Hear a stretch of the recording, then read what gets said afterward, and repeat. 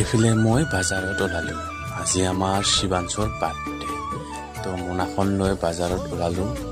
ভাবিলোঁ বঙাইগাঁও বাজাৰতে যাওঁ, তাতে কেক আনিম, লগতে আৰু পনীৰো লৈ আহিম বাৰ্থডে খাব মানুহখিনি।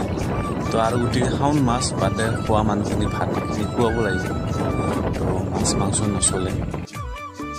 তো এইখন দোকানত আহিলোঁ, কেকৰ দোকানত। তো কেক নাই বুলি কয়, তাৰপিছত পনীৰ ল'বলৈ গ'লোঁ, পনীৰ ল'লোঁ। তাৰপিছত এখন ডাঙৰ কেকৰ দোকানত সোমালোঁ, তাতে বিভিন্ন ধৰণৰ কেক আছে। তো এটা মই যিহেতু নিৰামিষ কেক লাগে, তো নিৰামিষ কেক এটা ল'লোঁ। তাৰপিছত মই বিভিন্ন ধৰণৰ কেক আছে তাতে, ভাল লাগিল। তাৰপিছত কেক লৈ কিনে ঘৰৰ পিনে আহিলোঁ। তো ঘৰৰ পিনে গৈ আছোঁ, তো কেকটো আপোনালোকক দেখাই নাই, এইটো হ'ল কেক। কিন্তু কেকটো আনি কেকটোৰ অৱস্থা বেয়া হৈছে। আৰু এইপিনে আমাৰ শিৱাঞ্চ পূৰা খেলি আছে। তো ময়ো এইপিনে পূৰা ৰেডি, ভগৱানৰ পূৰা পূজা লৈ। আৰু এইপিনে আমাৰ শিৱাঞ্চ কেক কাটিব পূৰা ৰেডি। আজি পূৰা ফূৰ্তি শিৱাঞ্চৰ। তো গতিকে আমি কেক কাটি আছোঁ শিৱাঞ্চৰ লগত। Happy birthday to you শিৱাঞ্চ।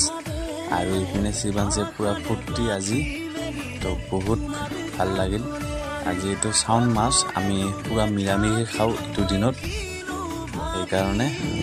তো ভিডিঅ'টো ভাল লাগিলে লাইক, কমেণ্ট, শ্বেয়াৰ, ছাবস্ক্ৰাইব কৰিবলৈ নাপাহৰিব। আৰু যদি ফেচবুকত চাই আছে তেনেহ'লে ফ'ল' কৰিবলৈ নাপাহৰিব।